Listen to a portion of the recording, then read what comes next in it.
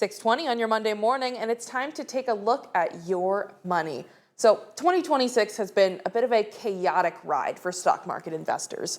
In late February, the stock market went through a month-long decline that saw the major indexes fall by as much as 8%. But the decline proved to be short-lived as the stock market quickly rebounded to all-time record highs. As we've officially reached the halfway point of the year, what exactly is the current state of the U.S. stock market?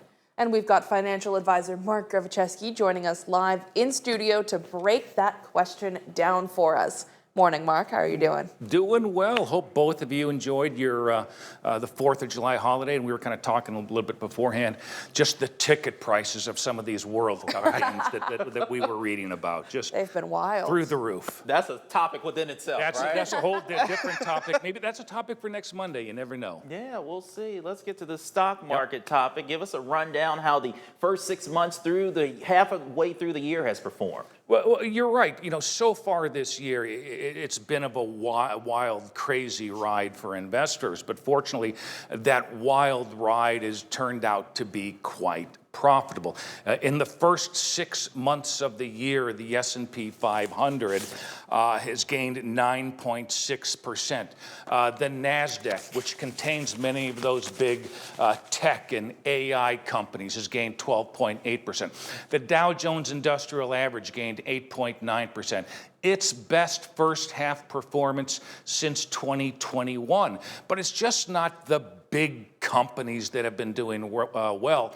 The Russell 2000 index serves as the benchmark for the smallest publicly traded companies in the U.S. In the first 6 months of the year, look at that. The Russell 2000 index gained 21.9%. Its best first half performance going all the way back to 1991. Wow. Yep. So at the beginning of this year, we kind of mentioned it was a bit of a chaotic stock market year for investors. At the beginning of the year, we saw a big pullback in the market. So what caused those stock prices to fall so quickly? If you remember, back on February 28th, the U.S. and Israel launched a joint military campaign against Iran. And anytime there's a military conflict, whether it's Russia, Ukraine, it's U.S., Israel, you need to assess the potential impact to both the U.S. and the global economies.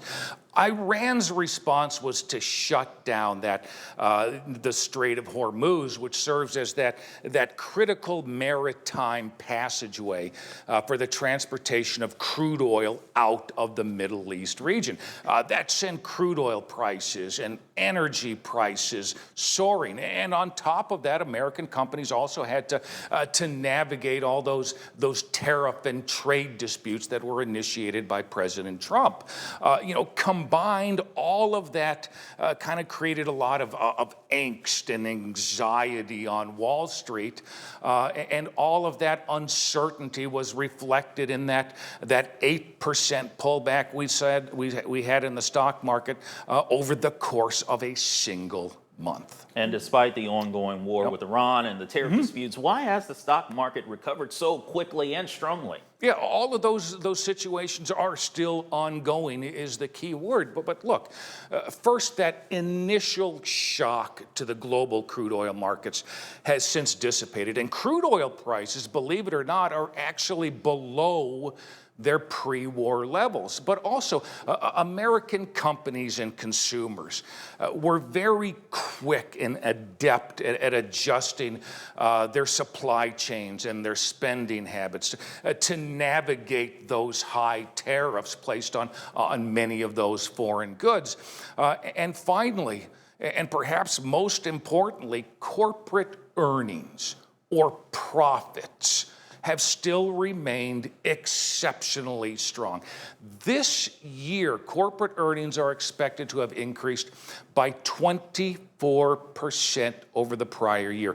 That's double the 2025 earnings growth rate of just 12%. So what we're seeing is a very, durable U.S. economy that's just been able to deflect a lot of these challenges. It will be interesting to see how the economy continues to perform. Absolutely, but so far, I mean, looking at those returns for the first 6 months of the year, investors certainly have to be happy. Yeah, it's leaving us with a lot to think about. Absolutely. Thank you so much for joining us. As always, Mark, it is such a pleasure. And again, like you said, maybe we could talk World Cup next Monday. Break out your wallet if you're going to a World Cup game. That's all I'm saying. Great seeing you again. Enjoy the rest of your week, both of you. You as well. too. And All you at right. home, we'll be back in just a few minutes.